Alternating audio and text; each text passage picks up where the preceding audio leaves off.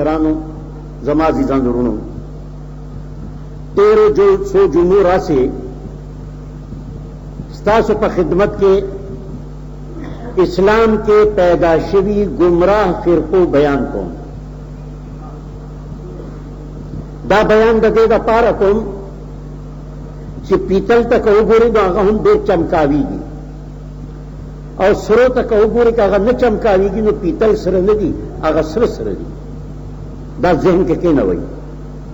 که ستاسو په مخ کې دا گمراه فرقې ډېرې خوږې خوږې خبرې وکړي، ډېر د قرآن آیتونه درته بیان کړي، ډېر تاریخ درته د دین بیان کړي، لیکن چې گمراه وي هغه گمراه دی.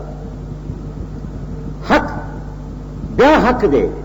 او ما تاسو ته 13 جمعه مثال هم درکړی چې حق به همیشه د ټولو د پاس او سربالا وي. الله تعالی دې مونږ په حق باندې پوي کړي او په حق لاره دې مونږ روان کړي.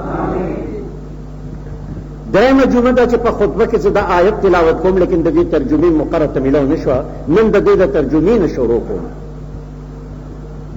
الله تبارک وتعالی په خپل خوب کلام قرآن پاک کې فرمایي یا ایها الذین آمنو، اے مومنانو، اے داویدارانو د ایمان، علیکم انفسکم، د خدای حکم منئ، ډېر په غور سره واورئ.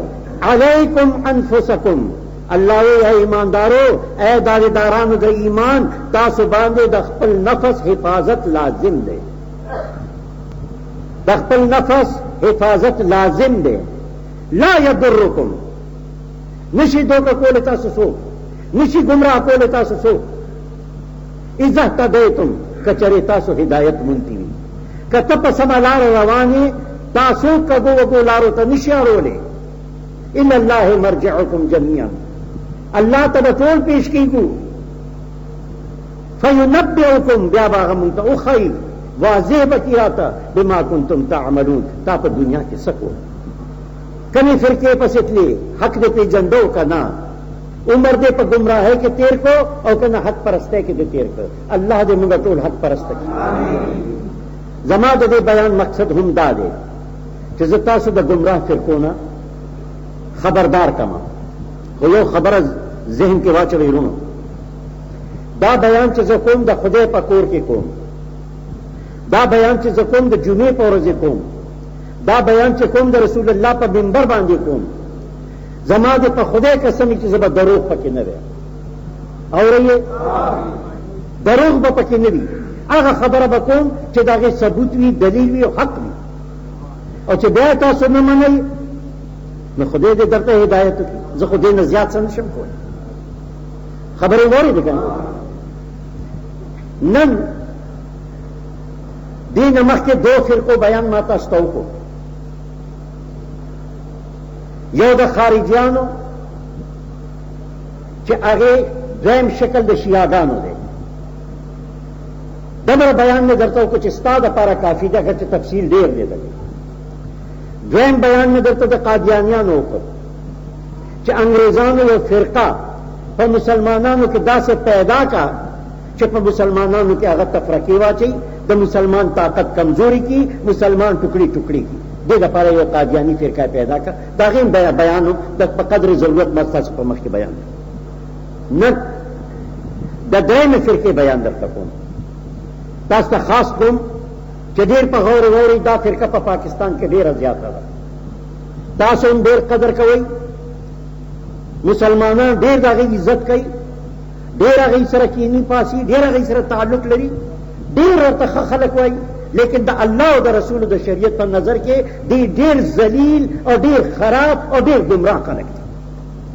واورېدو؟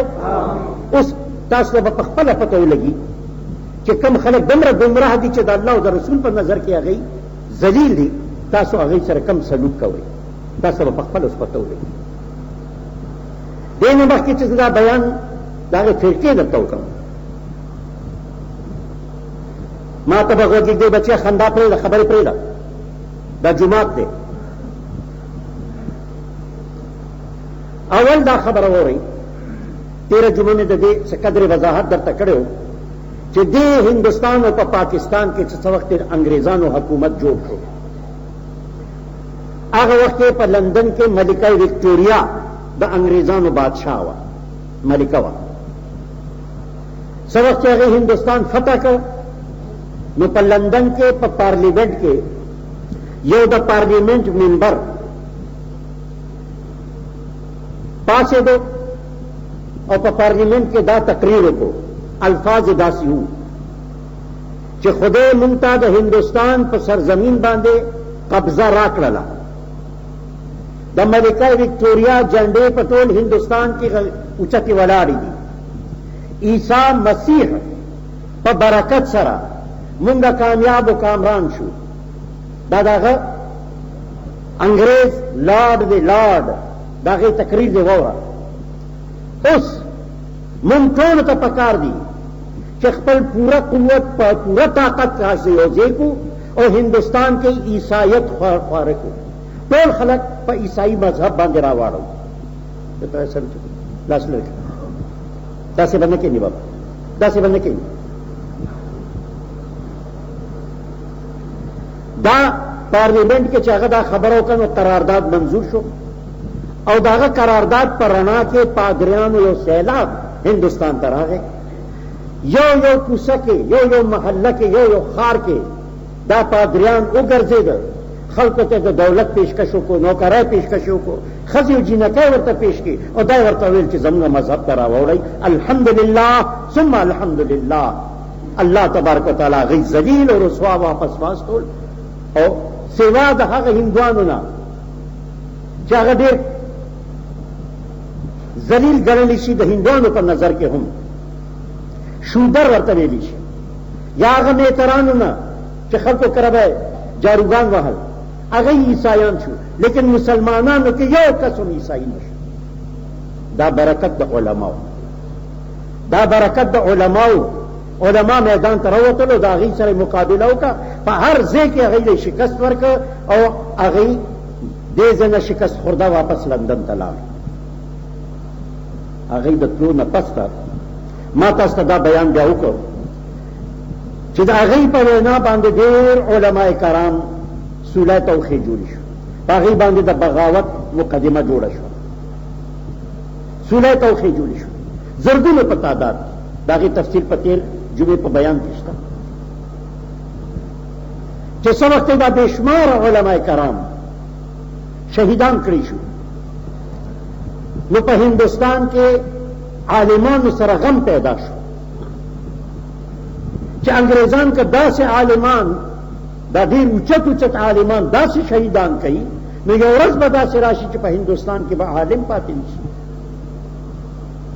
ډېر راغون شو، په خپلو کې یو مشوره وکړه او دا سعادت، دا شرافت الله تبارک وتعالی حضرت شاه ولی الله خاندان ته نصیب کړ. داغه اولاد، داغه شاگردان، داغه مریدان د دین د حفاظت لپاره میدان ته راووتل.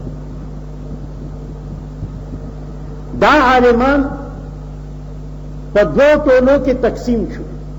ما ته ټول غوږ دی، دا زموږ تاریخ دی، خدای دې وکړي چې تاسو پې ځان پوهېږئ. انګریزانو په مقابله کې دا عالمان په دوه ټولو کې تقسیم شو. یو ټولي ته مجاهدین بالسیف ویلی شو چې دوی به سره د تورې د انګریزانو سره مقابله کوي. یو ټولي هغه او یو ټولي د معلمینو، د مدرسینو او د مبلغینو جوړ شو. هغوی خلکو ته دین خول، حدیث خول، قرآن خیل، مسائل خیل او د دین تبلیغ دپاره تیار و. دا دو طبقې تیاری شوې. لومړی طبقه چې هغه د مجاهدینو بالسیف، د مجاهدینو طبقه وه، د هغې مشري، د هغې امارت سید احمد بریلوی شهید چې بالاکوټ کې شهید شوی دی هغه ته حواله کړی شو. هغه د مسلمانانو هغه جرنیل مقرر شو د مجاهدانو. هغه سره په ملګرتیا کې د شاه ولی الله نوسې شاه محمد اسماعیل په ملګرتیا کې و. هغه سره په ملګرتیا کې د دیوبند ټولو عالمانو پیر حاجی امدادالله مهاجر مکی بابا خدای رسول ته وګوره ما د خبر دمو باسه سم کې نه که خوب د ذکر تلاشه حاجی امدادالله مکی مهاجر مکی دام پاغه ټولي کې شامل شو د دې نه علاوه رحمت الله نامه وا دا دالان کې د شیخ ته سرګوډې اونچتا دا سر دې اونچتا کوي درځم او سر دې اونچتو دا جمعه ته د خدای کور دی سمته نه غاښونه دې راوستي لکه د سپو جمعه ته راغله تماشا کوا زه سجاله مو دې سکای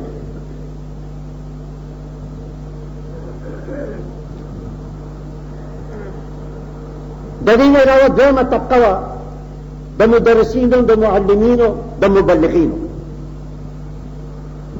د هغوی مشر چې په اتفاق سره هغوی ټولو مشر مقرر کړی هغه مولانا قطب الدین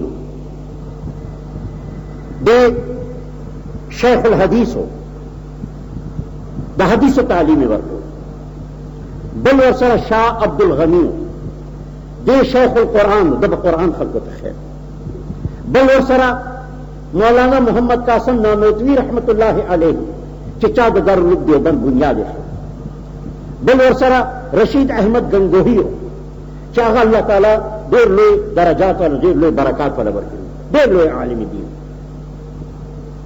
بل نور اوچت اوچت عالمان ورسره چې د هغې ټولو نامې راته یاد نه دي لیکن دا هغه مشران دي چې د کوم نامې ما تاسو ته واخیست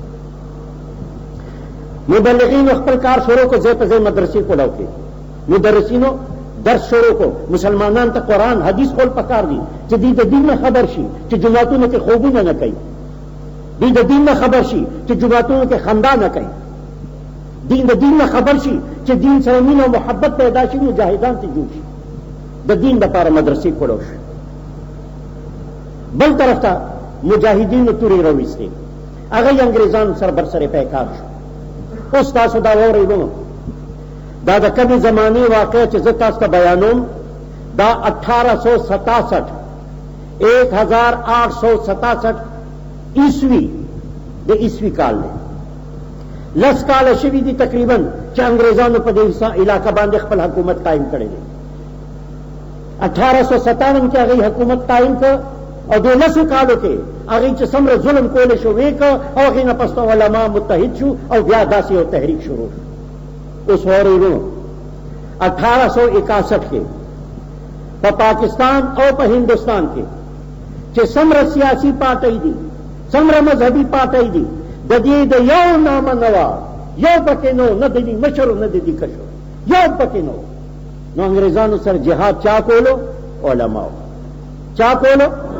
دا چې اوس ما تاسو ته نامې واخیستې سید احمد شهید چې د نور په شان د ښکاره په بالاکوټ کې د هغه قبر موجود دی شهید شو شاه محمد اسماعیل د نور په شان د ښکاره په بالاکوټ کې د هغه قبر دی موجود دی اوس هم دنیا ځي د هغه زیارت ته دې علماو انګریزانو خلاف جهاد شروع کړ د دې مقصد یو د انګریزانو سره مقابله کول د دې وطن نه تختول او بل اسلام خورول دې درې مقاصدو لپاره دا مجاهدین میدان ته راوړل انګریزان ته راپورټ لاړ چې عالمانو یو ډله جوړه کړې ده د هغې مشر سید احمد شهید دی هغوی په دې وطن کې ازادي غواړي اسلام غواړي انګریزان شړل غواړي د ملکي حکومت ختمول غواړي انګریزانو فوراً د هغې خلاف وارنټونه جاری کړل یو ډېر اوچت مجاهد مولانا محمد جعفر په دې ټولو کې هغه ونیوی شو انګریز په مخ کې پیش کړی شو جج انګریزو انګریز مقدمه واورېده او حکم یې وکړ چې تا ته د پانسۍ حکم دی پانسي کوي مولانا محمد جعفر چې تھانې سر داغه اوسیدونکو د تھانې سر او داغه نامې سره همیشه محمد جعفر تھانې سری استعمالېږي. هغه چې دا حکم واورېده نو هغه انګریز جج ته وکتل، وی خندل، مسکی شو. انګریز جج ورته وویل اے جعفره د مرګ سزا مې درکا، د پانسۍ سزا مې درکا، ته ونه یریدې، ته خفه نه شوې، ستا رنګ بدل نه شو، ته ورته خاندې. هغه مجاهد وایي اے ججا زما مرګ د الله په لاس کې دی، ستا په لاس کې نه دی، ته ما نشې مړ کولی، زما مرګ د الله په لاس کې دی او هغه د الله د قدرت نه دا بعیده نه ده چې زه به ژوندی یم او ته به مړې. دا یو د حق کلمه وه چې د هغه په ژبه خدای جاري کړه. 3 ورځې پس هغه جج مردار شو. 3 ورځې پس هغه جج مردار شو او مولانا محمد جعفر تھانیسری الله په فضل و کرم سره په جهاد کې لویه حصه واخیسته او ډېر په شان سره هغه شهید شو. دا تفصیل نور بیانونکي به راځي. اوس سید احمد شهید، مولانا محمد اسماعیل، شاہ محمد اسماعیل د دې یو لوی فوج تیار شو د انګریزانو مقابلې لپاره. تاسو که خپل تاریخ وګورئ نو دوی د هندوستان نه رالل، رسالپور په لاره باندې دي تله، لاره کې سکانو د مقابله وکړه. چا؟ سکان مقابلې دپاره رالل، انګریزانو هغوی له ګوته ورکړه چې تاسو دې سره مقابله وکړئ. سکان میدان ته راوته، دې رسالپور سره په خوا کې د سکانو سره لویه مقابله وشوه او سکانو سره امداد مسلمانانو وکړو. چا وکړو؟ او کوم مسلمانانو چې اوس ارباب یادېږي، دا اربابان څومره چې دي د دې پلارانو نیکونو هغه وخت کې د سید احمد شهید سره مقابله کړې ده، انګریزانو سره یې وفاداري کړې ده، انګریزانو ورله جاګیرونه ورکړي دي په دې وفادارۍ. تاسو چېرته خبرې د خپل تاریخ؟ دا اربابان، دا ټول جاګیرداران دا د انګریزانو ټوډیانو او د داسې مجاهد خلاف چې هغه په دې وطن کې ازادي غوښته، اسلامي غوښته، انګریزانو تختول، د هغه خلاف دي فوج تیار. بالاخر سکانو ته خو هغه شکست ورکړ، لیکن په لاره کې دې دپاره مشکلات انګریزانو او دې ظالمانو پیدا کړ او بالاخر د بالاکوټ په مقام باندې انګریزانو سره چې کومه مقابله وشوه هغې کې هغوی شهید شو. دا هغوی واقعه. بل طرف ته صاحب مبلغینو خپل کار شروع کو، مدرسینو کار شروع په 1865 کې علما راغون شو، مشوره په خپلو کې سره وکړه او د دارالعلوم دیوبند بنیاد یې کړ. 1865 کې دارالعلوم دیوبند بنیاد یې کېښود. دارالعلوم دیوبند کې اوس هم د یو انار ونه شته، مونږ لیدلی د الله دې تاسو ته وښیي، ډېر مبارک ځای دی. هغه ته ورشي تا ته پته لګي لکه مدینې منورې ته چې سړی لاړ شي او د رسول الله صلی الله علیه وسلم روزې خوا کې زړه کې یو قسم خوشحالي پیدا کېږي، یو قسم اثرات پیدا کېږي. داسې چې دیوبند مدرسې ته لاړ شي نو یو قسم اثرات به پتا د هغه بزرګانو پیدا بشي. هغه موسم شته. په دارالعلوم دیوبند کې یو جومات و، ورکوټې غوندې جومات و، لیکن ډېرو لویو لویو بزرګانو په هغې کې قیام کړی. خواجه اجمیر شریف خواجه صاحب هم پکې هلته کې چیله ویستې وه، ډېر اوچت اوچت بزرګان به راتل، هلته به کېناستل. هغه ورکوټې غوندې جومات کې د دارالعلوم دیوبند بنیاد کېښود شو. رومبی استاد مقرر شو، رومبی شاګرد ته سبق واخیستو. رومبی استاد نامه وه محمود، څه نامه وه؟ د رومبی استاد نامه وه محمود او د رومبي شاګرد نامه وه محمود الحسن شیخ الهند، د رومبی شاګرد. تاریخ د دیوبند نه بیانوم، صرف تاسو په دې خبرو لئ چې علماء کرامو د دین د خورلو دپاره مختلف ځایونو کې مدرسې شروع. دا دیوبند چې دی دا په سهارنپور کې په هندوستان کې د سهارنپور په ضلع کې واقع دی. الله تعالی دې تاسو ټول توفیق.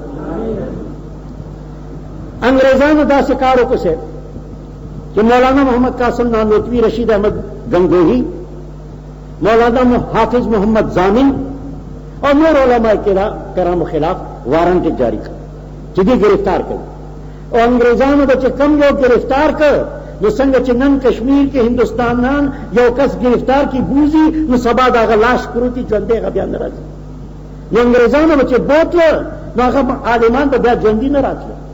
د دې درې واړو خلاف وارنټ جاری شو. خدای دې وکړي چې تاسو دې خبرې ته غوږ کېږئ. عالمان په خپل کې راغون شو چې خبر شو چې زموږ خلاف وارنټ دی او ګرفتارۍ درې واړه پټ شو. درې واړه پټ شو. چاته تپوس وکړو چې حضرت میدان کې جنگېدل د رسول الله صلی الله علیه وسلم سنت دي، تاسو پټ ولې شوئ؟ جواب ورکړ چې حضور علیه الصلاۃ والسلام په غار ثور کې پټ شوی، د کافرانو د لاسه په غار ثور کې پټ شوی چې داسې موقع راشي چې اسلام ته او د اسلام سربراهانو ته سخته خطره وي نو هغوی ته شریعت اجازت ورکوي چې تاسو پټ شئ. درې ورځې دی پټو، درې ورځې نه پس ته میدان ته راووتل. خلق ورته ویل حضرت تاسو پسې وارنټ دی، پولیس ګرځي، فوج ګرځي، تاسو څه کوئ؟ ولې راووتئ؟ جواب کې عرض وکړ چې زمونږ په مخ کې د رسول الله سنت موجود دی، هغه یې په غار ثور کې درې ورځې تېرې کړې وي، موږ هم درې ورځې نه زیات نشو پټېدی، د هغې په سنت عمل کوو. درې ورځې پس میدان ته راووتل. د دې بزرګي، د دې کرامات او د الله په دې خصوصي فضل دا نتیجه وه چې هغه ما تاسو ته تېره جمعه د علماو د شهید کولو بیان وکړ نو د دې اثر په دنیا کې ډېر زیات وشو. ټولې دنیا به انګریزان ملامته کول.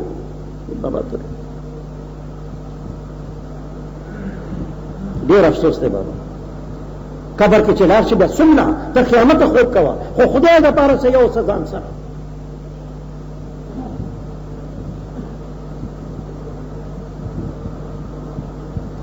پارلیمنت کې بیا د قوم نمایندگان راټول شو او فیصله دا وکړه چې نن نه پسته به یو عالم هم نه پانسي کوئ، بس دا سلسله پرېږدئ که دې ټوله دنیا مونږ بدنامئ. انګریزانو هغه وارنټونه واپس واخیسته چې کوم زموږ د بزرګانو خلاف جاری شو. دا بیان به انشاءالله تاسو ته تفصیل سره به بیا بل وخت کوم چې کوم وخت د دې سلسلې بیان شروع شي. نن چې کوم بیان کول غواړم هغې ته غوږ کېږئ. په هندوستان کې یو وایسرای د هندوستان بادشاه وي، د ملکې نماینده وي، د هغه حکم چلیږي دلته لکه د بادشاه حکم چې چلیږي. ګرمۍ کې به هغه تلو دارجلینګ ته. دارجلینګ پهاړي علاقه ده، لږه یخه علاقه ده، څنګه چې دلته کې تاسو دا ګورئ ابتاباد نه پاس لاړ شي دا ګلیات دي، نتیا گلی شو یا بل ځای شو، داسې ځای ته به ګورنر تلو، هغې نامه وه دارجلینګ. دارجلینګ کې چې هغه ته د علماو د دې سرګرمۍ رپورټ راغی نو هغه درې علما راوغوښتل. وګم دی درې علما راوغوښتل چې هغه ډېر مشهور، یو لیکونکی هغه به کتابونه لیکل، یو معلمو خلکو ته به درس ورکول، یو عالمو هغه به خلکو په مخ کې تقریرونه کول. گورنر ورته بیان وکړ چې تاسو عالمان یئ، مونږ تاسو پشپناهي کوو، څه چې تاسو غواړئ دله درکوو، لیکن دې مسلمانانو ته اتفاق کولو ته یې به پرېږدئ، دې ټوټې ټوټې کوي، دا مسلمانان درنه راغون نه شي. دا عالمان چې کوم راوتي دي د انګریزانو خلاف چې دې سره دې ملګرتیا ونه کړي. چې کم لیکونکی و هغه ویل چې صاحبه زما خو د خلکو سره دوکار نشته، زه خو کور په بیټک کې کښېنم لیکمه او هغه بیا چاپ کېږي، د خلکو نه ما پېژني نو زه خلکو ته ودرېږم، دا ستا کار زه نشم کول. دویم پاڅېدو، هغه ویل زه خو پیر یم، ما ته خو خلک بیعت ته راځي چې بیعت وکړي، زه ورته الله الله ښیم چې الله الله کوه، زما خو نور څوک ته اوري او نه نور چا ته زه دا خبرې کولی شم. دا دواړه ترې واپس شو. یو کس پاتې شو، الله تعالی د خپل لعنتونه پس د مرګ هم په هغه ووروي. د اسلام دشمنۍ دپاره هغه د هغه وایسرای لاسونه یې وه. دا څوک و؟ راشئ چې ستاسو د ده بیان درته وکړو. 1857 के چې کوم وخت انګریزانو سره عالمان جنگیدل هغه وخت کې په هندوستان کې په یو پی کې چې اوس ورته اتر پردیش ویل شي یو خار دی بریلی په هغه خار کې یو ماشوم پیدا شو بریلی کې یو ماشوم پیدا شو دی چې پیدا شو د نوم محمد کې د مور د نامه امن میاں کې خو د پلار د نامه احمد میاں کې خو د نیکه د نامه احمد رضا کې خو دی چې لوی شو نو د خپل نامه عبد المصطفی کې د پلار نامه و نقی علی د پلار نامه و نقی علی د نیکه نامه و رضا علی تاریخ دا لیکي چې دا خاندان د شیعاګانو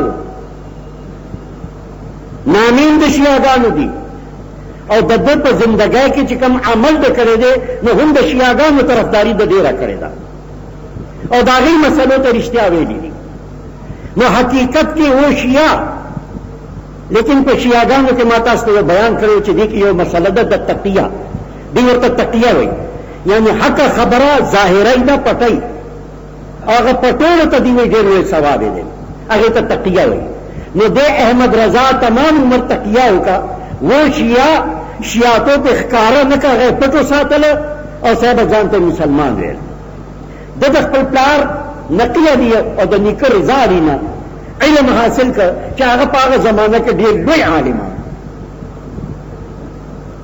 دی چې پیدا شو نو داسې تک تور لکه حبشان چې توري تک تور دی چې لوی شو نو په یو سترګه کاڼی شو یوې سترګې کار نه کوو دی چې ځوان شو نو هر وخت به د ده سر خوږېده او هر وخت به د تبي نیولی هر وخت به د ده په ګرده کې درد د دې بیمارو په وجه د ده په دماغ داسې اثر شوی چې دی ډېر تریخ مزاج و ډېرې کنځلې به یې کولې او که زه تاسو ته د ده د کتاب د هغه کنځلې بیانې کړم چې کوم ده لیکلي دي نو تاسو به غوږونه ونیسئ چې په دې زمانه کې به ډمان هم داسې کنځلې ونه کړي او چا ته یې کړي دي لوی بزرگانو ته لوی عالمانو ته هغه ګنده کنځلې ده کړي دي ما سره شته کتاب کې موجود نو عزیزانو د ده نامه وه احمد رضا دی په 1876 کې ځوانۍ ته رسېدلی عالم شوی د علم سند یې اخیستی ژبه ډېره تیزه وه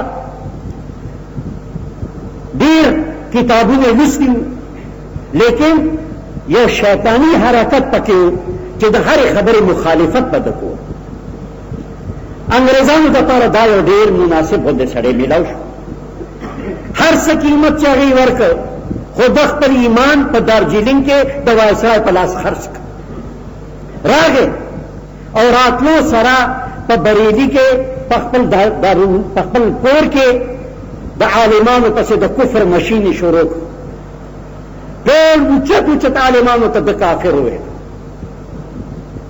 په جا او تاسو ته که زه دا ویم چې ما سره هغه کتاب شته جته پکې علامه اقبال ته کافر ویلي دي قائد اعظم محمد علي جناح ته کافر ویلي دي زموږ ډېر اوچت عالم چې ما تاسو ته وویل د دارالعلوم دیوبند بنیاد ایښی محمد قاسم نانوتوي ته کافر ویلي دي رشید احمد گنگوهي ته په نوم باندې کافر ورته ویلي دي امداد الله مهاجر مکی چې ما استاد ته عرض وکړم صاحب د دې بزرګانو لږ غوندې خبره خو دا خو د الله تعالی ډېر نیک بندګان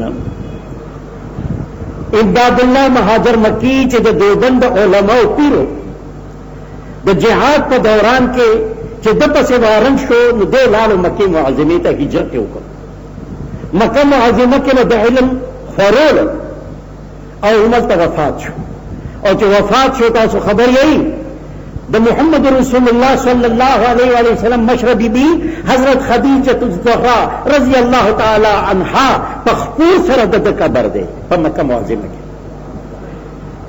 د بیبي د مور په خپو کې ورته ځای میلاو شو دومره لوی مقام دی امداد الله مکی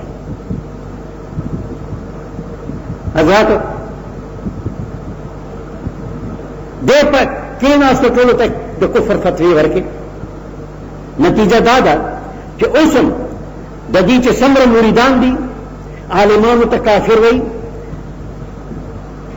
تبلیغیانو ته کافر وایي، لوی لوی اوچت اوچت مستند عالمانو ته کافر وایي. دا د هغه سبق دی چې دوی ته رارسېدلی. عزیزانو غټه ګناه چې کوم دی وکړه چې هغه نشي معاف کېدی، هغه دا وکړه چې هغه وخت کې علماء کرام د انګریزانو سره مقابله کوله، جهاد کولو، نو د شریعت په رڼا کې فتوا ورکړه چې انګریز سره جهاد کول کفر دی. چا ورکړه؟ احمد رضا، دا بریلویان، دا چې یو لسمې خوري، دا چې قبرونو ته سجدې کوي، دا چې پیانو په خپو پرېږدي، دا چې لوی لوی جنډې ښکلوي، د دې مشر دا فتوا ورکړه چې انګریز سره جهاد کول کفر دی. نتیجه څه وشوه؟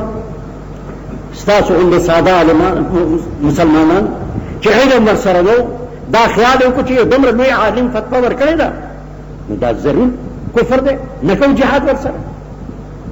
داسې بدبخته وو چې د هغه خبره ومنله او جهاد کې شامل نه شو.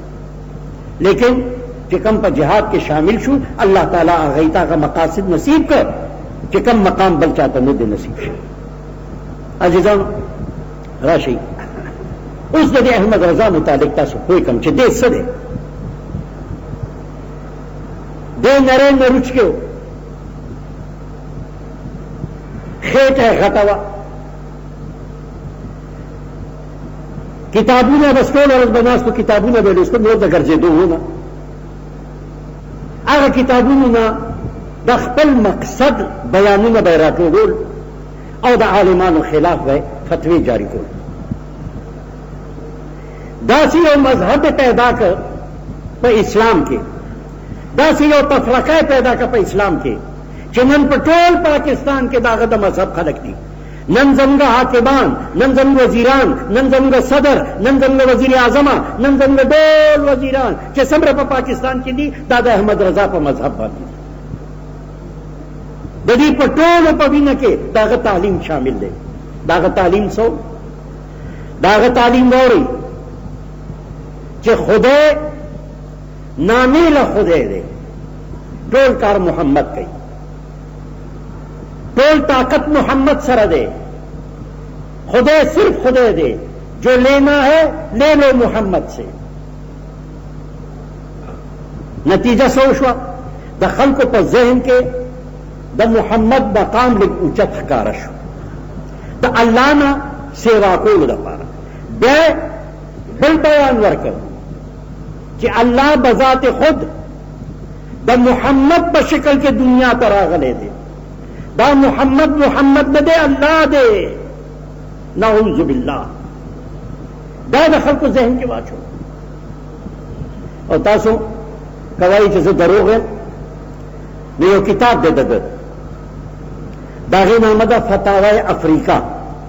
څه نامه ده؟ پنځه کس وویل. څه نامه ده؟ په زوره وایي که نه؟ فتاوی افریقا. ډېرو لږو پیسو باندې ملاویږي، بازار کې واخلئ. هغه کې یو واقعه لیکلې ده. وایي جبرائیل علیه السلام راغی، رسول الله له وحی یې راوړه. جوړه کړې کیسه ده، حقیقت نه دی. جوړه کړې کیسه ده، دروغ دي. ګورې خو واقع درته بیانون د ده د کتاب نه. یو وحی یې راوړه، محمد رسول الله صلی الله علیه وسلم په هغه وخت کې یو وفد راغلو، هغې سره په خبرو کې مشغول. جبرائیل ته توجه ورنه کړه. جبرائیل ډېر ساعته ولاړو، خپو چې نن څه وجه ده چې رسول الله صلی الله علیه وسلم بابا سترګې وغړوه ګوره دروازې سره. دا څه وجه ده چې نن د دا ته توجه رانه کړه. حضور چې وزګار شو نو جبرائیل ته تپوس وکړو چې یا رسول الله تعالی قربان، نن څه وجه ده چې تا د الله یو ډېر لوی ذات یو وحی نه راوړی او تا دې ته توجه ورنه کوو، تا هغې وفد سره لګیا وې. نو ته فتاوا کې لیکلي دي چې رسول الله ورته وویل چې جبریله دا ته وحی کوم ځای نه راوړې؟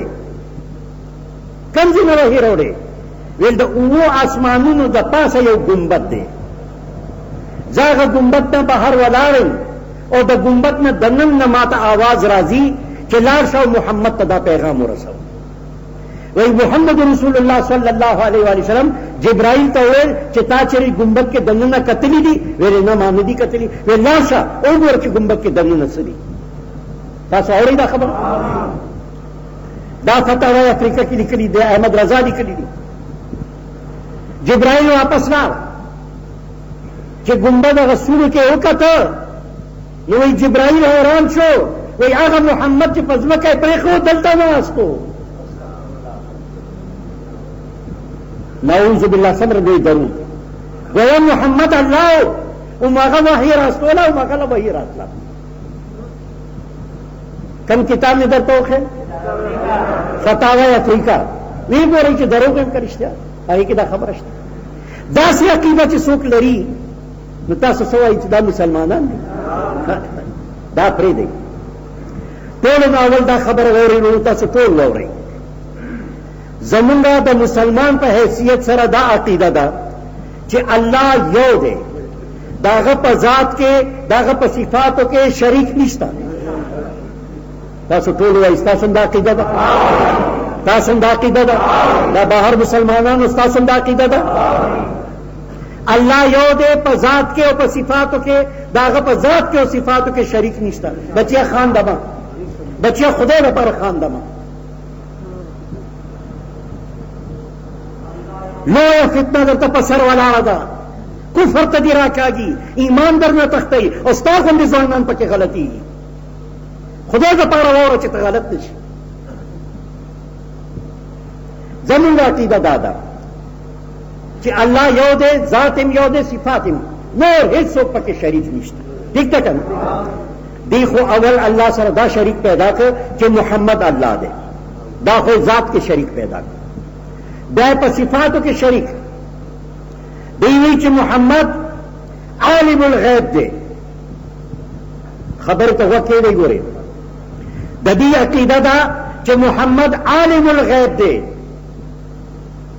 عالم الغیب ذات صرف د الله دی دا صفت صرف د الله دی هېڅوک د هغه نه سوا عالم الغیب نشته لیکن محمد ته الله تعالی علم غیب ورکړی ولیانو ته ورکړی دی غوثانو ته ورکړی دی لږ لږ د ضرورت مطابق محمد رسول الله ته ورکړی لیکن دا علم د غیب چې کم محمد رسول الله سره یا ولیانو سره یا غوثانو سره دی دا عالم الغیب دا د دې ذاتی علم نه دی دا عطائی علم دی دا چا ورکړی دی ولا د بل نه حاصل کړی دی څه وخت دپاره کل په کل عالم نه دي کل په کل علم د غیب دی سره نشته لږ غوندې د ضرورت مطابق الله ولا ورکړی نو دې سره دی عالم الغیب نشو لکه تاسو مثال درکم یو سړی د اودس په مسلو ډېر ښه پوه دی ما ته غوږ دی یو سړی د مانځه په مسایلو ډېر ښه پوه دی دی د عالم دین شو دی د دین عالم شو صاحب دین خو ډېر لوی شی دی قرآن حدیث فقه د ټولو نه چې خبر شي نو عالم به شي نو دی خالی که په اوداسه باندې پوه شو او په مانځه پوه شو نو دی خو عالم دین نه شو که نه په مطلب میں پوه شوي دا نه داسې چې الله تعالی یو وخت لپاره یو ضرورت لپاره چاته علم غیب ورکړی دی نو هغه لږ علم غیب باندې هغه عالم الغیب نشو کل په کل عالم الغیب نشو اورئ که نه اورئ عزیزان یو خیر په مسلمانانو کې دا عقیده خورا کړه ولیان عالم الغیب دي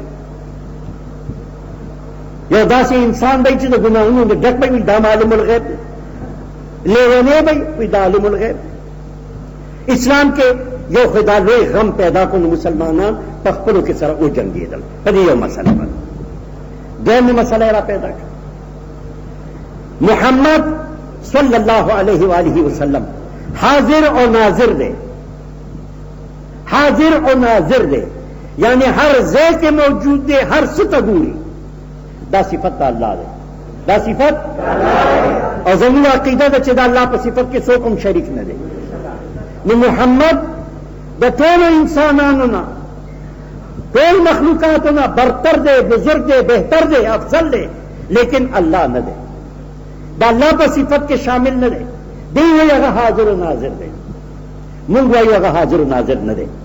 اس تاس دے دلیل درکن تاس معراج واقعہ اور دلیل رسول اللہ صلی اللہ علیہ وسلم عرش معلا ته تلو، څوک راغلی ورپسې؟ پسه باندې تلو براک. ګوره چې هغه حاضر و ناظر دی، ہر ځای کې حاضر دی، ہر ځای کې ناظر دی، نو هغه ته د براک څه ضرورت و؟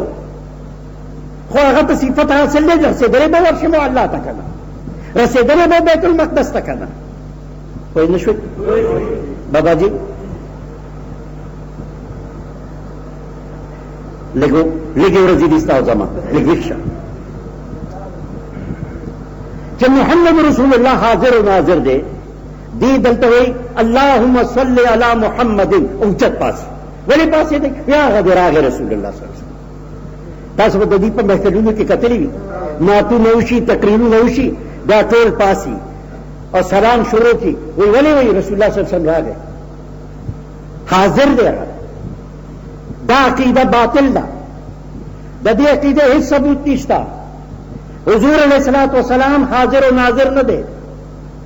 سترګې وغړوه ځوانه، زما دا ډنډه تر تا پورې در رسي، هسې نه چې دې زما هسپتال ته لاړ شي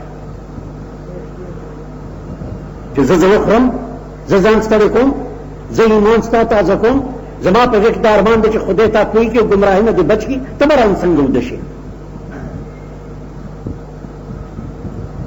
حضور علیہ الصلوۃ والسلام کې دا صفت نو. درم دی هغه نور محمد رسول الله صلی الله علیه و سلم نور بشر نو. موږ بشر یو، وی هغه بشر نو. ګورئ قرآن ته بلاړ شو، الله تبارک وتعالی فرمایي چې کله یو مسله داسې پیښه شي چې تاسو په اتفاق نه راځي، نو الله نه تپوسو کوي، رسول نه تپوسو کوي. زمین اختلاف راغی، اللہ نے تب اس کو یا اللہ محمد نوروں کا بشر ہو، تپوس پکار دی کہ اللہ اجازت رکھے، تپوس کو یا اللہ محمد نوروں کا بشر ہو. اللہ وہی زما قرآن گو رہی، دا اللہ کلام گو رہی. لقد من اللہ علی المؤمنین اذ بعث فیہم رسولا من انفسہم. معنی سے دی لیکن بانو تا غور کی تاسو په خپل کوئی شي.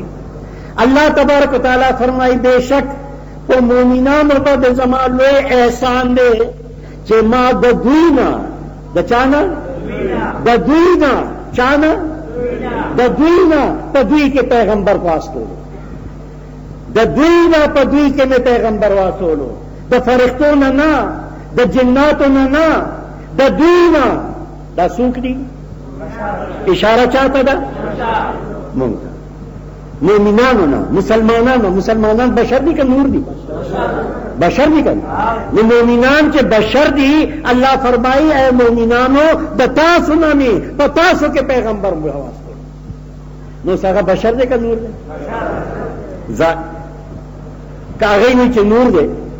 نیو بل عقیدہ بداغیو خندر گوری جبرائیل علیہ السلام دا نور نہ پیدا دے، فرشتے ټول دا نور نہ پیدا دی کن.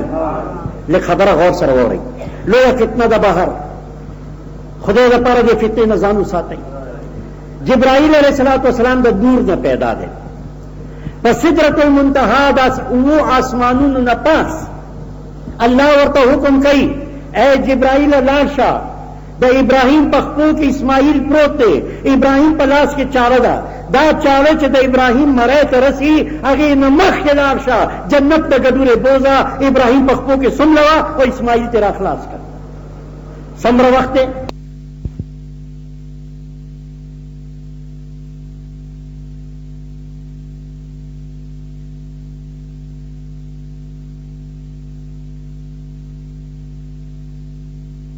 سدرۃ المنتہا باندې اون آسمان نه موچت هغه ځای نه را روانېږي، جنت نه ګډورې راخلي او په خوا د دې چې چاړه د اسماعیل مړی ته ورسي ګډورې سملاستو او مړی د ګډورې پرې کړې شو.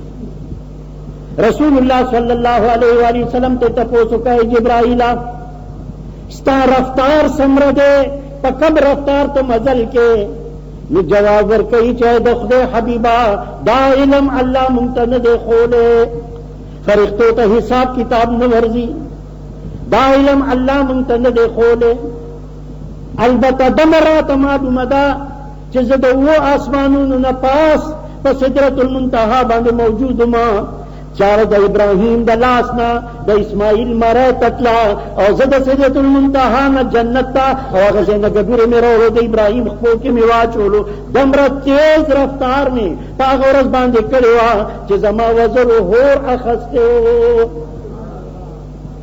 خبرم ہو رہا دا دسیشی رفتارو دا نور رفتار دا سر رفتارو دا نور رفتارو نو بیا دا محمد رسول اللہ نور دا ټول نورونو نه بهترین نور دی ٹھیک ده کنه اوس تاسو بیا غلط نشئ چرته انسان دو حیثیت دی یو زمونږ جسم دی یو زمونږ روح دی زمونږ جسم د خاور نه پیدا دی د خاورې نه پیدا شوي خرو خاورې نه پیدا شوي اغوندو او خاورې ته بیا واپس ځو پوه شئ لیکن زمونږ روح شیخه دا خو ډېر اهمه خبره ده ته سترګې اړې له ویده کېږي تا ته ویل شاته مه ګوره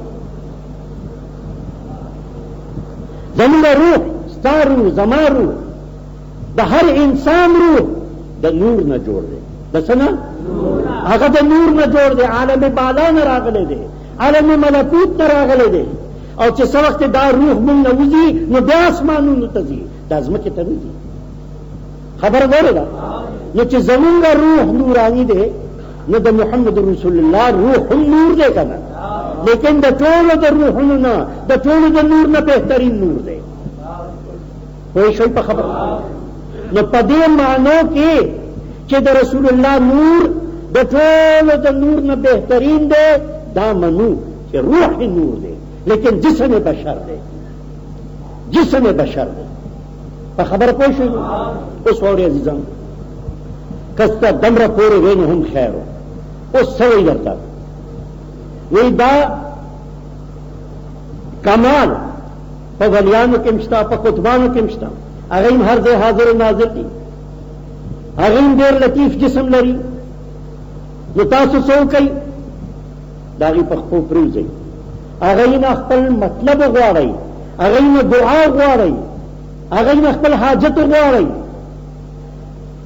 هغه بس تاسو حاجت پورا کوي حاجت څوک پورا کوي دا صفت الله دی حاجت روا مشکل کشا څوک دی او دې موږ ته په مسلمانانو په ذهن کې دا واچولو چې الله پرېږدئ دې پیر له ورشئ دې ستا حاجت روا او مشکل کشا دی عقیده خرابه شوه که نه مشرک شو که نه چې خدای پرېښوده خدای مخلوق ته ټیټ شو مشرک شو که نه په دې طریقه ستا ایمان واخیست دا فتنه را کې پیدا کړه بیا صاحبه دا لاسه کې د غیر الله نه امداد غوښتل د الله نه سوا بل انسان نه کاغه هر یو حیثیت کې دی او خصوصا چې دا ولیان دي بزرگان دي دی نه امداد غواړي چې مال زوی راکا مال نوکری راکا مال دولت راکا مال خزر راکا مال صحت راکا خلق کوي دا که نه کوي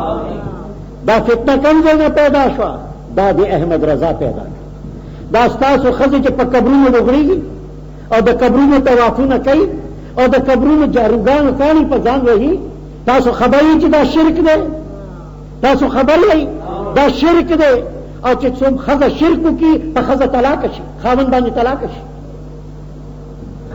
خدای نه سوا بل ته ټیټه شوه خدای نه سوا بل نه حاجت وغوښته مشرکه شوه نورې څه کې راشه دا وګوره نن محرم دی نن شیعاګان د خپل ګوړه راوباسي اسب راوباسي دی ورته ذوالجناح وایي مسلمانانې ښځې یو شیعاګانه به پکې نه ګورې ما لیدلي کتلي تحقیق مې کړی دی یو شیعاګانه ښځه پکې نه ټول مسلمانانې ښځې وي د اسپې لاندې ننوځي بل طرف نه روزي خپو باندې ورته پروزي او په هغه جنډه باندې چې اسپې سره دی په هغې غوټه واچوي اماما ماله زوی راک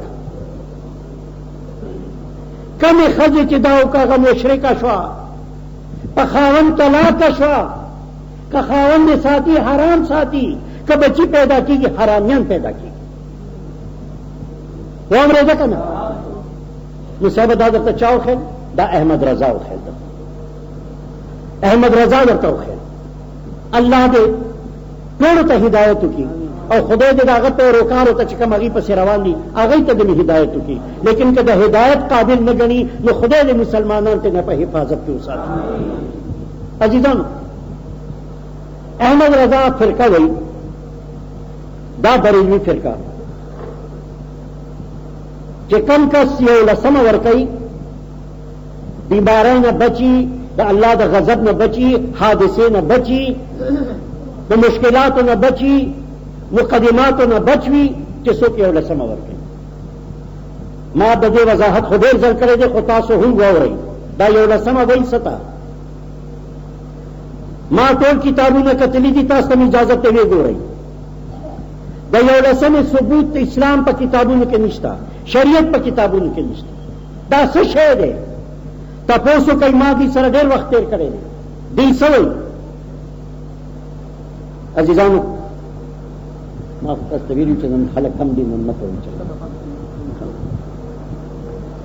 ما تاسو ته تېره جمعه ویلي چې د محرم په میاشت کې مونږ مسلمانانو ته د قرآن او د سنت په رڼا کې د محرم دا بدعات دا لږ چې ناست دروازې سره درې لته ورکړه، لته ورکوله، وی به سبا ته 1400 کې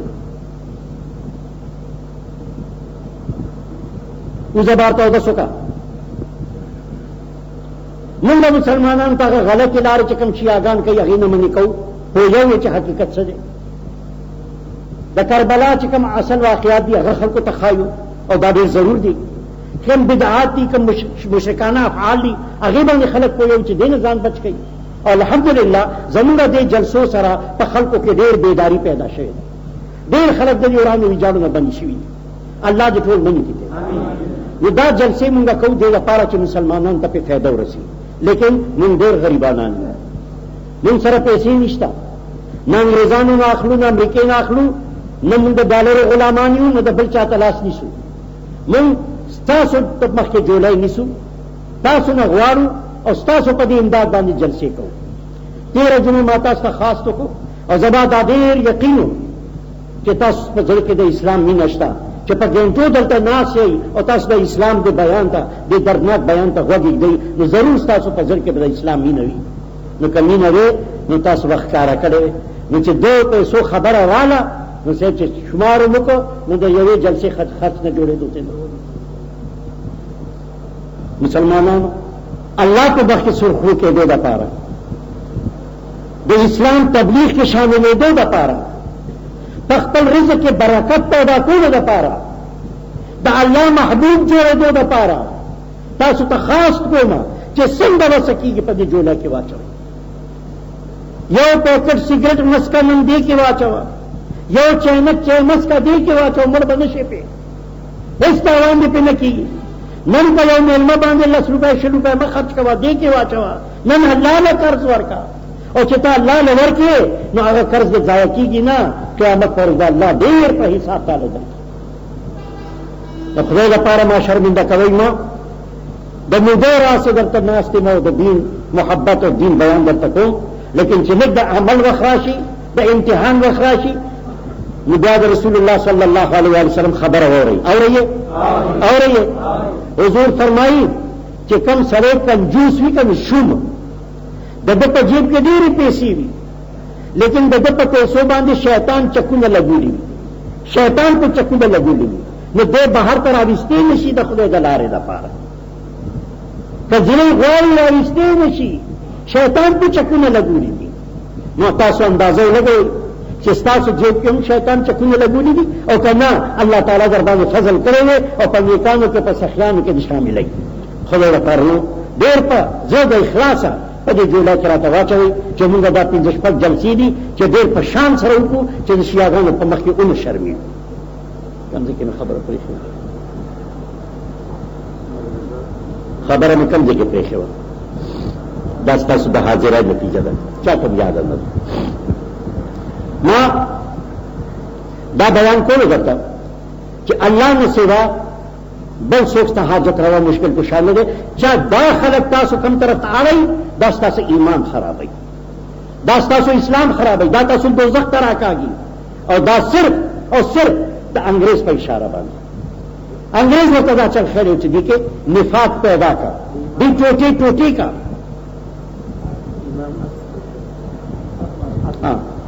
نو هغې کې دا د امام اسو زمونږ ښځې دي ورلاندې ننوځي امام نه بچي غواړي. تاسو ته دې تجربه وکړئ، لاړ شئ. شیعاګانې ښځې دا نه کوي، مسلمانانې ښځې دا کوي. او چې بیا هغه ماشوم پیدا شي او خدای ماشوم ورکړي نو بیا دا نه وایي چې دا خدای را کړی، بیا څه وایي؟ وایي دا امام را کړی، دا د امام فقیر دی، دا امام فقیر ته جوړ کړي، دا امام را کړی دی. و مسلمانان ځنې لاندې لاس ملک ته ووره، ځنې په کورونو کې دا کېږي. دغه ښځې بیا څه وایي؟ دا امام را کړی دی، دا د امام فقیر دی. نو بیا چې محرم راشي شنه ټوټه ورته غاړه کې واچوي، سره وسای پکې واچوي، کچکول ورته ځوړن کي، تاله ماله درستی چې دا د امام فقیر دی، څه ورکوله؟ خیر ورکوله. نو چې خیر ورکوله نو په 10 تاریخ باندې په هغې باندې شربت، په هغې باندې کیر پوخ کي او دا وایي دا امام په ارواح. دا څه شی دی؟ بدعت دی، شرک دی، دا د الله او د رسول ناراضگی ده، دا د شریعت په خلاف کار دی. او په دې باندې الله او رسول تانه ناراضه کیږي. خدای او رسول ومنئ، خپلو ښځو ته وایي چې دا فساد دې نه کوي، دا د دین نه دی، دا د بې دین مسله ده. دا حضراتو یو خبره وی نو مونږ به ویلی چې زه د دې رد به وم. ټول په ټول اسلام د الف نه تر یې پورې دې بدبخته، دې کاله کډوټو، دې تور حبشي، دې کاڼي، ټول په ټول دله بدل کړي، ټول اسلام یې دله خراب کړي. بیا ورسې ادرېږي مونږ باندې دا الزام دی چې دا عالمان مونږ نه پرېږدي چې رسول الله باندې درود ووایو. مونږ درته بار بار ویلي دي او بیا درته وایو چې رسول الله صلی الله علیه و وسلم فرمایي په ما باندې چې څوک یو ځل درود ووایي 10 کرته الله ورته د رحمت په نظر ګوري.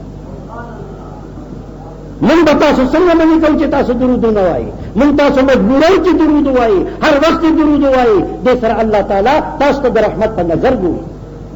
دې سره دی وایي مونږ درود وایو او دی وایي چې دا مه وایي، او مونږ ورته وایي چې مه وایي. کم درود نه وایي؟ السلام علیک یا رسول الله، دی وایي که نه ده؟ الصلاة والسلام علیک یا رسول الله، مونږ وایو دا مه وایي. دا درود په کتابونو کې نشته، دا صحابه نه دی ویلي، دا مونږ تا ته جایز نه دي. ولې؟ دې کې یا رسول الله راضي که نه؟ غوږ نه ایږده ما ته. یا رسول الله وایي پکې که نه؟ یا پکې دا خطاب دی، دا آواز دی. یا فلانیه پاسه لږ ودرېږه، یا فلانیه ماله لږ اوبه راوړه، ای فلانیه دې خوا راشه. دا ټکی د هغه چا دپاره دی چې هغه حاضر وي، هغه موجود وي، او چې موجود دی وي غایب وي هغه ته یا نشي ویلی. که یا وی نو بیا ستا عقیده غلطېږي. د دې بیا دا مراد دی چې ته هغه حاضر ګڼې. او ما اوس تا ته ویل چې حاضر صرف د الله ذات دی، بل څوک حاضر نه دی. پوه شئ که نه؟ نو اوس عزیزانو چې دی ویل چې یا رسول الله، نو د دې دا مطلب دی چې دی ویل چې رسول الله دلته موجود دی. او دا څه ویل د الله په صفت کې شرک پیدا کول، شریک پیدا کول، دا شرک دی. مونږ وایو داسې مو البته خدای دې تاسو مونږ ټول مدینې منورې ته بوځي. ټول وایو امین، شیخ ختم وایو امین. او چې هلته لاړ شئ د رسول الله صلی الله علیه وسلم روضې سره ودرېږئ، نو زموږ عقیده دا ده چې حضور علیه الصلاة والسلام ژوندی دی، داسې ژوندی دی لکه زه او ته چې ژوندي یو. خدای موږ نه پرده کړی دی، هغه زموږ خبرې اوري، د خبرې جواب راکوي، سلام اوري، د سلام جواب راکوي، درود اوري او د درود جواب راکوي. هلته نو هلته که یا رسول الله وایي نو جایز دی چې هغه موجود دی، هلته هغه حاضر دی هلته. لیکن چې کوم ځای کې نشته هلته یا رسول الله مه وایي. پوه شئ تاسو؟ بل تاسو لږ د عربۍ په طریقه هم پوه کړم. عربي په دنیا کې بهترینه ژبه ده، د دې په شان ته ژبه بله نشته. کم وخت کې چې قرآن نازل شوی دی هغه وخت نه څنګه چې قرآن کې تبدیلی نه ده شوې داسې په عربی ژبه کې تبدیلی نه ده شوې. دا د الله یو ډېر لوی کمال ډېر لوی فضل دی. عربي ژبه مقصد ده چې څنګه وه هېڅ تبدیلی پکې نه ده راغله. اوس چې کم دا طالب علمان یا پوهېږي عالمان تبدیلی پته شته چې کم ناپوهه دي هغوی پوهېږم لږ غوندې عربی کې کلمه هغه ټکي ته ویلی شي چې د هغې معنی وي. یو خبر چې زه کوم مختصره وي او د هغې معنی وي چې زه هم پې پوهېږم او ته هم پې پوهېږې هغې ته وایي کلمه مفید. څه وایي ورته؟ کلمه مفید. او یو داسې کلمه وي یو داسې خبره وي چې زه یې ووایم زه هم په مطلب نه پوهېږم او چې ته یې واورې ته هم پې نه پوهېږي چې دا یې څه وویل نو هغې ته وایي کلمه غیر مفید. څه وایي ورته؟ کلمه غیر مفید. اوس د دې مثال در کوم. هغه د اسلم راغی اے اسلمه راشه ما چې اے اسلمه راشه نو زه پې پوهېم چې ما اسلم ته ویل چې دلته راشه. اسلم چې واورېده نو هغه پوه شو چې ما اسلم ته ویل چې راشه. تاسو چې واورېده تاسو هم پوه شئ چې ما اسلم ته ویل چې راشه. ټیک ده که هلکه په دې خبره تاسو ټول پوه شئ. اسلمه راشه اے اسلمه راشه تاسو ټول پې پوه شئ چې ما څه ویل. او که زه ویم اے اسلمه اے اسلمه تاسو پوه شئ چې ما څه ویل زما په مطلب پوه شئ زه هم پې پوه نه شوم تاسو هم پې پوه نه شو. اے اسلمه هلکه ما څه ویل هلکه اسلم به راته وایي چې څه ویل راته آزاد شو. ورور ناست دی دلته اکثر زه په خپل تقریرونو کې داسې موقع راشي نو امیر شریعت سید عطاءالله شاه بخاري یو واقع بیانوم تاسو لږ ورته غوږ کېږئ شاید دا زما خبره ستا ذهن ته راشي. هغوی به چې کله تقریر کولو نو ماسخوتن به شروع شو نو تر سحر اذانه پورې به تقریر کولو نو څوک به خوځېدل نه دومره خوږ آوازه او دومره ښایسته عالم وه. یو ورځ هغه تقریر کولو لویه مجمع وه. یو کس ته ډېر جوش نه ویل نعره رساله یا رسول الله. شاه صاحب واورېده داسې ورته وکتل بیا یو ساعت پس ورته ویل صاحبه ته پاسه لږ ودرېږه. هغه ودرېږو تپوس یې کړه که ستا نامه څه ده وایي چې رمضاني. ښه رمضاني کېنه بس ورته ویل کېنه کېناست. تاسو غږ د زما خبرې ته لږ غور وکړئ دې خبرې ته داسې خبره نه ده.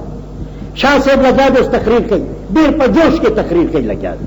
تقریر په دوران کې آواز یې وکړو مخ رمضاني داسې ناست دی داسې مخ یې کړو او رمضاني رمضاني چې واورېده یو دم پاسې جی شاه صاحب ودرېد. شاه صاحب ورته پروا مو نه کړه تقریر جاري دی. هغه چې وکتل چې شاه صاحب څه ونه ویل کېناستو.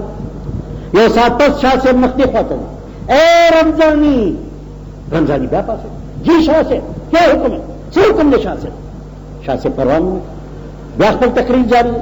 لږ ساعت پس بیا دو درې ځل شاه صاحب داسې آواز وکړو. آخر هغه غصه شو کېغیر اوچتې کې اوچتې شو روان شو. شاه صاحب وی راته څه نه او دم بس لګیا یې ما پسې چغې وهي خفه شو او روان شو. نو چې روانېدو نو شاه صاحب ورته آواز وکړه راځه رمضاني ودرېږه. په دې آواز ته خفه شوې چې درې ځل ما څلور ځل درته رمضاني خفه شوې ویلې او چې ته رسول یا رسول الله یا رسول الله یا رسول الله او وی ورته هېڅ هم نه نو خفه کېږي به نه خفه کېږي نه که نه نو پوه نه شوي ځان مې ستړی کړو خو تا ورته خیال نه یو انسان په دې خبره خفه شو چې زما نامه اخلي او ولې هېڅ هم نه نو چې یو سړی رسول الله ته آواز کوي چې هغه د ډېر عزت او د احترام مقام دی یا رسول الله یا رسول الله یا رسول الله نو سوچ وکړه چې رسول الله به نه خفه کېږي په دې خبره چې څه وایي امتي ویې څه نه نو اوس مونږ ته څه وایي خلک دا ګوره دا هر څه شیطان ډېر لوی علم لرلو ډېر پوه نو دوی هم ډېر پوهې دي دوی سره هغه علم دی د شیطان دوی مونږ ته څه وایي ولې ته چې قرآن شریف دی نو یاسین وی که نه وی پاسو ګوره وروره او بردم سریا پاسو ګوره تاسو چې قرآن ولوئ او سورت یاسین راشي یاسین وایي که نه وایي یا ایها المزمل وایي که نه وایي یا ایها المدثر وایي که نه وایي؟ اتحیاتو کې چې ناسي یا ایها النبی وایي که نه وایي؟ نو مونږ ته دا وایي چې تاسو وایي په مانځه کې وایي په قرآن کې وایي یا هغه صحیح دی او مونږ چې یا رسول الله وایي نو دا غلط دی. جواب پکار دی کنه. یاسین چا ویلي دي ورته؟ الله ځکه کوم سواله خدای رسول لپاره خبر ته وکړه نه بچیا داسې خو د بواسیر مریض هم نه کوي لکه ته چې کې. یاسین چا ویل ورته؟ یا ایها المزمل چا ویل؟ یا ایها المدثر چا ویل؟ یا ایها النبی چا ویل؟ الله چې څه ویلي دي هغه زه وایم ته الله نه تپوسو که چې ورته ولې ویلي دي. ٹھیک ده کنه؟ زه خو الله ویلي دي دا الله خبره کوم ځان نه خو ته آواز نه کوم الله ورته آواز کړی دی زه خالي هغه د الله خبره دوهراوم. اتحیاتو کې چې ایها النبی وایم نو ما تاسو د معراج په واقع کې دا ویلي چې حضور علیه الصلاۃ والسلام چې مرش معلا ته لاړ او د الله عرش په مخ کې کېناست نو حضور فرمایي چې زه داسې کېناستم لکه تاسو په مانځه کې چې په اتحیاتو کېنئ. حضور فرمایي داسې کېناستم. نو الله ما نه تپوس وکړو چې زما حبیبه دوست چې دوست نه راځي نو څه تحفه راوړي ته دومره لرې نه راغلې تا ماله څه تحفه راوړه؟ نو حضور فرمایي چې ما ورته ویل التحیات لله والصلوات والطیبات اے الله ما خپل ټول بدني جسمانی مالی عبادتونه تا د تحفې په شان راوړي ما جل تحفه راوړي ته خو د هر څه نه مبرع یې تا ته خو د هیڅ حاجت نشته. نو رب العالمین چې دا تحفه قبول کړه نو دا فرمایل الله دا ویل چا ویل؟ الله دا ویل السلام علیک ایها النبی ورحمت الله وبرکاته چا ویل؟ دا الله ویل. دا چې ته په اتحیاتو کې وې دا الله ویل نو دا خو د الله کلمه د زمانه ده په ما ولې اعتراض کې؟ تاسو په خبره پوه شئ؟ جواب ورکولی شئ ولا؟ خدای دې دله توفیق درکړي چې ولا جواب نو عزیزانو خبرې ډېرې دي د دې په مذهب کې یو خبره نه بې شماره ده خو اوس راځم یو بل ډډې ته هغه عقاید خو یې پرېږده. میرزا صاحب چې مړ کېدو دا احمد رضا چې مړ کېدو د دې بریلویانو دا مشر چې وفات کېدو نو د یو وصیت نامه ولیکله. وصیت نامه خو پېژنئ؟ د دغه وصیت نامې ته وایي وصایا شریف. وصایا شریف په نامه ایښې ده. په هغه وصیت نامه کې ده لیکلي دي اورئ وایي چې زه مړ شم او دې دنیا نه لاړ شم نو کله کله ماته سکړې چرګه کله کله پوډو چې پکې د ګډوري غوښه وي کله کله آیس کریم چې پکې ملای ګډوي کله کله د وورې یخې یخې اوبه دا ماته راستوئ دا ماته ومرید زه دروغ نه وایم زما د په خدای قسم دا هغه ویلي دي او دا هغه کتاب کې لیکلي مال راستوئ. اوس تاسو ته وایم رسول الله صلی الله علیه و سلم فرمایي چې انسان په دې دنیا کې کوم وخت کې مري نو دا هغه اوبه خواړه ختم شي دنیا کې دا هغه رزق پاتې نشي دې نه پس ته قبر کې هغه خوراک نه کوي. تاسو اورئ که نه؟ دا زمونږ دا فتنې چې کبي ګډي دا درېمه او اوومه او څلوېښتمه دا چې کوم مسلمانان مړي پسې کوي دا د دې فتنې ده دا د دې احمد رضا شرارت دی دا دیګه ګمراهي ده چې مونږ کې راګډه کړې ده. او ښځې څه وایي؟ وایي دا هغه چرګان ډېر خوښ دا هغه کوفتې ډېرې خوښې او دا هغه کیمه ډېره خوښه وه او دا هغه کدو ډېر خوښ و او دا هغه ګردو ډېر خوښ و نو لاس په پورته کې دې کدو باندې دې چرګه باندې لاس پورته کوي چې هغه یې وخوري هغه قبر کې خوري دا ده ګډه کړې ده. ځکه دوی چې زه مړ شم نو مالدار راواستوئ بې شمار څیزونه یو پوره لسټ دی پکې تر دې پورې لیکلي دي. اوس خو کوکاکولا بوتل دی پخوا د لمنې د بوتلو لملیټ به ورته ویل نو یو بوتل به چې زور به دې ورکړو نو هغې به سوډا یا لملیټ دا شربت به راوته وایي دا بوتلونه هم کله کله راستوئ. اوس تاسو وایو چې د ده عقیده صحیح و دی عالم و پخپله هم ګمراه او خلک هم ګمراه او بدقسمتي زمونږ دا ده چې خلک ورپسې دي او مونږ ته ګمراه وایي دا ټول حکومت ورپسې دی د ټول حکومت وزیران کبیران ټول ورسره دي او هغه ته رښتیا ښه وایي مونږ ته بد وایي. اوس مونږ بد پسې یوسئ وی هغوی د رسول الله سره مینه ده، ستاسو مینه نشته. زمونږ د ایمان بنیاد د رسول الله مینه ده. رسول الله صلی الله علیه وسلم فرمایلی دي، حضرت انس بن مالک رضی الله تعالی عنہ روایت ده، لا یؤمن احدکم حتى اكون احب الیه من والده وولده والناس اجمعین، او کما قال علیه الصلاۃ والسلام. تاسو کې د چا ایمان کامل کېدی نشي؟ څوک وایي؟ جواب راکړئ. څوک وایي؟ تاسو کې د چا ایمان کامل کېدی نشي تر څو چې تاسو د مور پلار بچي او د دنیا د هر کس نه زیاته مینه د رسول الله سره پیدا نه کړئ. ستاسو ایمان کامل کېدی، دا خو زموږ عقیده ده. موږ څنګه رسول الله سره مینه نه کوو؟ زموږ ډېره مینه ده ورسره، لیکن د مینې تقاضا دا ده چې د چا د رسول الله سره مینه ده چې د رسول الله په لاره روان شي. که نه مینه د رسول الله سره کوم او ګیره مې د ټماټر په شان مخې جوړ کړی دی، ګیره خیم، دا مې د رسول الله سره مینه ده. جلوس راوباسي د رسول الله د میلاد شریف، جلوس مشر دی، جسپی دی او جنډې دی او ناتونه، او چې ګوري د پخپله په مخې ټماټر دی. د رسول الله سنت پکې نشته. دو درې منځونه چې قضا شي پروا نشته، خو مینه د رسول الله. ګناه کوه، هر څه کوه، خو مینه رسول الله. دا یو نوې مسله جوړه کړې ده. رسول الله سره مینه ساته، جنت ته به ځې. دا بالکل غلطه مسله ده. د اصحابو نه زیاته مینه د رسول الله سره د چا وه؟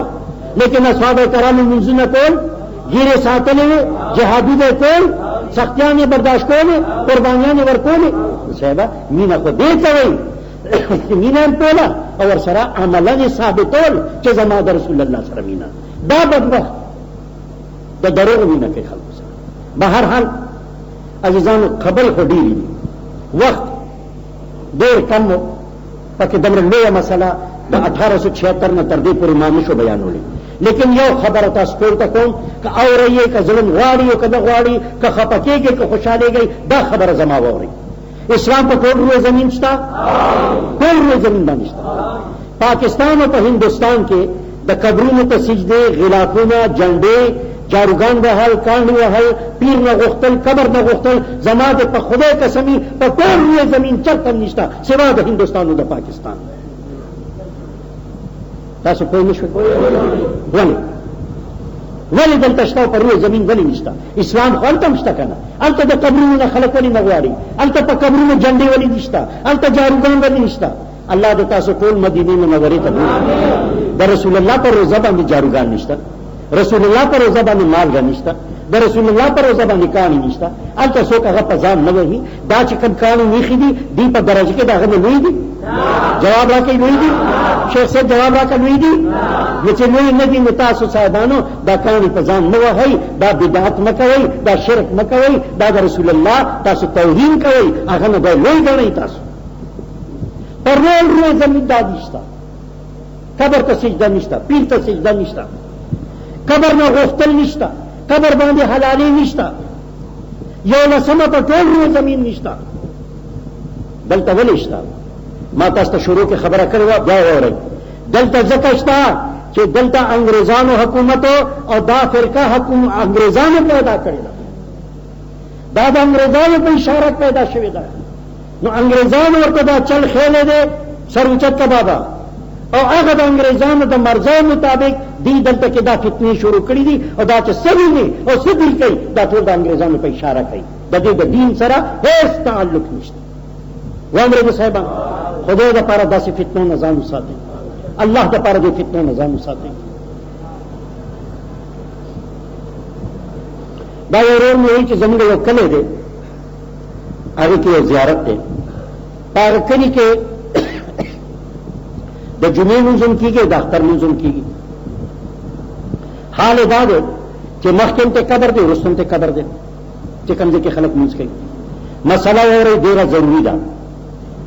د شریعت حکم دا دی چې کوم یو کلی د مصر په اصطلاح کې نه راځي، مصر عربی کې وایي شهر ته، هغه شهر هغه کلی چې د ښار غوندې ضروریات په هغه کلي کې موجود وي، کفن پکې خرڅېږي، د تلو راتلو وسایل ټول موجود وي، او چاته څه تکلیف نه وي، دکانونه د هر قسم د ضروریات هلته موجود وي، هغه کلي ته مصر ویلی شي. داسې مصر چې دا ضروریات ټول پکې پوره کېږي، هلته د جمعې لمونځ یا د اختر لمونځ جایز دی. او په نور ورکوټه کلو کې نه د جمعې مونځ کېږي او نه د اختر، او که څوک یې کوي د جمعې مونځ هلته هغې باندې د ماسپښین مونځ پاتې کېږي، ګناهګاري. دا یو ورور مې وایي چې نیکان راټول دي ما ته د جمعې په ورځ د په جمع دعا وکړي چې الله تعالی ما د قرضونو نه او د سخت زندګۍ نه خلاص کړي، رب العالمین دې په خپل فضل و کرم کړي، الله تعالی دې د دې بزرګ ورځې په خاطر د خپل حبیب په خاطر د ده مشکلات آسان کړي. دا یو ورور مې وایي ما چا نه 4 لکه روپۍ قرض واخیسته، په هغې باندې زه کاروبار کوم، سر اوچت کوي لږ واورئ، 4 لکه روپۍ مې چا نه قرض واخیسته، په هغې کاروبار کوم، بیا ما سره د سود پیسې وي 4 لکه روپۍ، هغه ما یو په قرض کې هغه سړي له مې ورکړې، اوس دغه پیسې چې کوم ما په قرض اخیستي دي زه پې کاروبار کوم، دا ما دپاره حلالې دي او که حرامې دي. دا مسله مې ډېر ځلې بیان کړې ده، خو زما خیال دی ستاسو ذهن دا زما خبره مني نه، حالانکه زه ډېر ساده الفاظو کې خبره کوم. ګورئ ورونو چې چا سره د حرامو پیسې وي سر اوچت که بابا، سر اوچت که. چا سره د حرامو پیسې وي دی حج ته تلل غواړي، دی روجې نیول غواړي او پوهېږي چې په دې باندې نه زما حج کېږي نه مې روجې کېږي، دی دې لاړ شي بل چا نه دې قرض واخلي، دومره قرض چې دی پې روجې ونیوی شي یا دومره قرض چې دی پې حج له لاړ شي، چې حج وکړي یا روجې تېرې شي، نو ده سره چې کومې حرامو پیسې دي هغې نه د خپل قرض ادا کړي، قرض ادا شو او هغه پیسې چې د قرض اخیستې وي هغه د دپاره حلال دي، اگر که هغه سړي په حرامو ګټلې وي. په خبره پوه نه شوئ؟ هغه سړي په حرامو ګټلې وي، لیکن چې تا له قرض درکړي نو قرض پیسې تا دپاره حلالې دي، قرض پیسې تا دپاره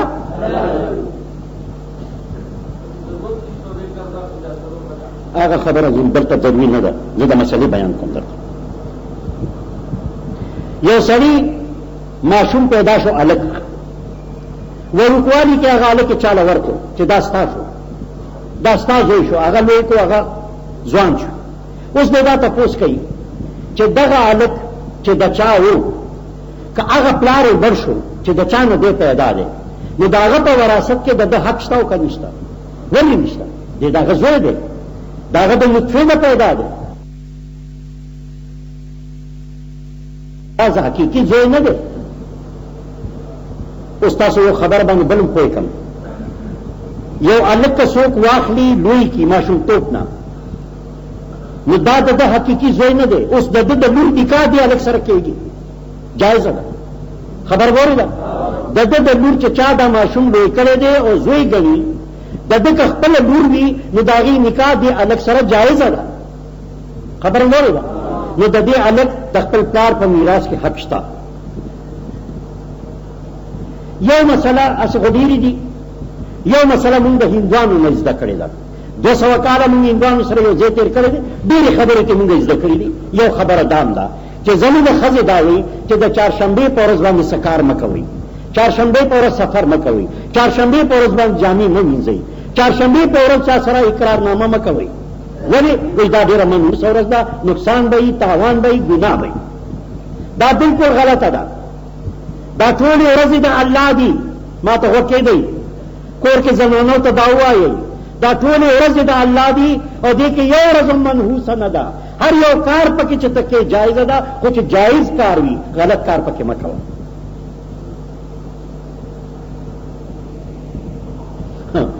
یو بله مزیداره خبره یې لیکلې ده، وایي که چېرته یو کور کې د چهارشنبې په ورځ مړی وشي نو ښځې څه کوي؟ وایي یو شین ډکې راوړي، خاخ راوړي، هغه د کوټې د سر د پاسه کېږي. ولې؟ وایي دا ورځ ډېره خرابه ورځ ده چې په موږ باندې عذاب راشي، نو شین خاخ کېږي. دا نوي نوي علمونه دي، ښځو خدای خبر د کوم ځای نه زده کړي دي، دا ټول بې دیني ده، ګمراهي ده، دا اسلام کې نشته. الله دې موږ له امان راکړي. دا مسله مې ډېر ځل کړې ده، خو هر چا ته پېښېږي، خدای لپاره لږ ورته غوږ کېږدئ. دا ورور مې وایي چې زموږ کاروبار په پینډای کې دی او کور هم په پېښور کې دی. مونږ کاروبار دپاره پینډای ته هم ځو او پېښور ته هم راځو، نو مونږ به مونځ کسر کوو که پوره به کوو. کوم یو سړی چې خپل کور نه په سفر روان شي 8 میله نه مخکې مزل وي ده 8 میله نه مخکې لاړ شي نو دی د شریعت په رڼا کې مسافر دی. اوس دی چې کم ځای ته ځي که هغه ځای کې دی د 15 ورځو نه کم حصاري 14 ورځې یا د دې نه کم حصاري نو دی که هلته ورسي هم مسافر دی. دی به هلته قصر مونځ کوي 4 رکعاته مونځ فرض چې کم دي هغه به 2 رکعاته کوي. لیکن که د 15 ورځو په نیټه ځي نو بیا دی مسافر نه دی هلته چې ورسي نو پوره مونځ به کوي. په لاره کې دی مسافر دی لیکن هلته مسافر نه دی. دې مسله اوس د دې مطابق دا ده چې دلته د کور دی هلته د کاروبار دی هلته هم د کور دی دلته هم د کور دی نو دی دلته مسافر نه دی هلته مسافر نه دی نو په لاره کې مسافر دی لیکن چې هلته ورسي هم پوره مونځ به کوي دلته چې وي هم به پوره مونځ کوي. دا په هر کتاب کې شته زما د لیکلو ته ضرورت نشته.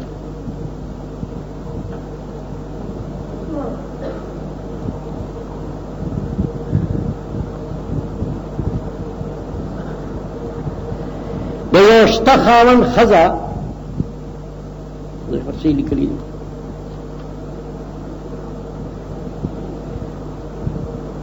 دا د پټکي متعلق چې چا تپوس کړی دی ما سره ووینه زه به تا پوه کړم چې دا څنګه پټکی و.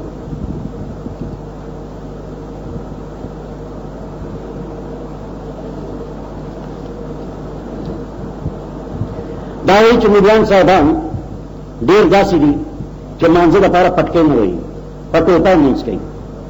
آیا په ټوپه مونځ کېږي؟ اول مسله دا واورئ چې رسول الله صلی الله علیه و وسلم په ټوپه مونځ کړی نو چونکې هغوی په ټوپه مونځ کړی مونځ خو په ټوپه کېږي دا د هغوی سنت شو لیکن فضیلت د پټکي ډېر دی. ټوپه سره مونځ نه پټکي سره چې مونځ کوي نو 19 درجې ثواب او فضیلت یې زیات دی. نو حیران نه چې ملیانو صاحبانو ته دا پته ده چې حضور همیشه پټکی په سر کړی دی نو هغه یې پرېښو او کله کله ټوپه په سر کړی نو هغه عام. دا یو ورور مې تاسو ټولو ته خاص کوي وایي زه ډېر مریض یم قسم قسم مرضونه زما په ټول وجود کې دي ما دپاره ډېر په اخلاص سره دعا وکړئ چې رب العالمین ماله شفا راکړي. 15 کاله وایي زما عمر دی او ما تمام عمر په بیمارۍ کې تېر کړ. دعا راته وکړئ چې الله تعالی ماله صحت کامله ورکړي. رب العالمین دې ټول اهل اسلام سره وله صحت کامله ورکړي. دا ورور مې تپوس کوي چې تبلیغ کول صرف د الله په لاره کې صرف دمره قدر کار دی که نه؟ تبلیغ کول جهاد دی. نفس سره جهاد دی مال سره جهاد دی بال بچ پرېښو سره جهاد دی تکلیف برداشت کولو جهاد دی. نو دا جهاد دی تبلیغ کول د جهاد ثواب الله تبارک وتعالی وله ورکوي.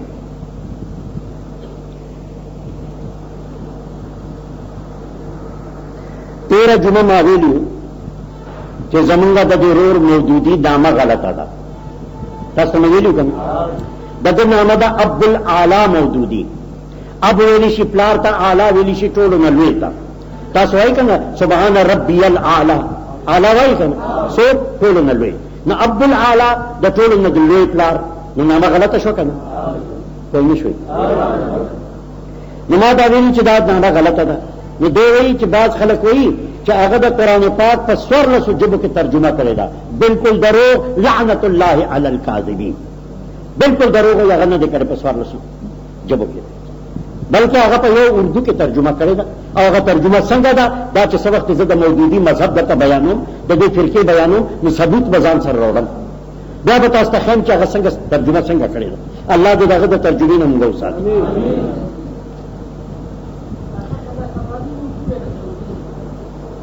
دا د دې جمعې پرچې دی. الله تبارک وتعالی دې تاسو سره ډېر ښه وکړي چې تاسو په شوق کېناستئ واورېده د دین بیان ډېر په غور اورئ ډېر په شوق اورئ. نن اسلام ته ډېرې خطرې پیښې دي او د اسلام دشمنان کور په کور محله په محله موجود دي جوماتونو کې هم دي بازارونو کې هم دي. خدای لپاره د دشمنانو ځان خبر کوي او الله تعالی د تاسو او مونږ او اسلام په خپل حفاظت کې وساتي. دعا کوي په اخلاص سره یا الله د خپل حبیب په خاطر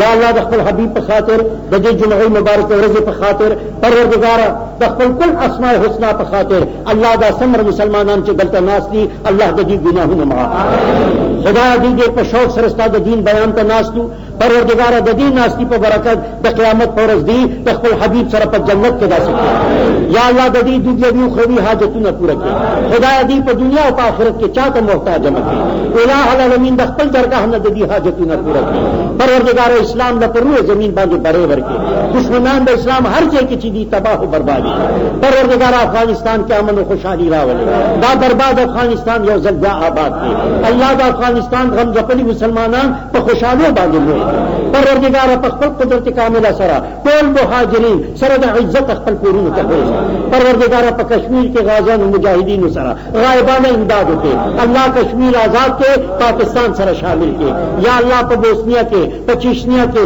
په فنلینډ کې په برما کې په هندوستان کې او په فلسطین کے ہر ځای کې پر روی زمین چې مسلمانان مظلومان دي الله تعالی سره غایبان امداد خاص طور سره په لبنان کې چې يهوديان او الکبیر ظلم راکته کړی دي الله تعالی مسلمانان سره غایبان امداد پروردگار چې څوک ظلمونه کوي هغه له لوی سزا پروردگار تاسو استاد حبیب په مخ او استاد دې شهدا کربلا په مخ باندې ظاهر کړو الله په دې خیسته وطن پاکستان کې چې استاد حبیب د امت وطن دی الله په دې کې د شریعت د خلاف د حکومت نه مونږ خلاص الله موږ د خزې د غلامۍ نه خلاص الله موږ د خزې د غلامۍ نه خلاص پروردګار داسې کسان بر سره اقتدار راولا چې ته د هغوی نه خوشاله او هغوی د تا نه خوشاله وصلی الله تعالی علی خیر خلقه محمد و آله و اصحابه اجمعین برحمتک ګران اوریدونکو دا د ډاکټر صاحب د بریلیانو بیان 122 نمبر 61 کې د دې دکان نه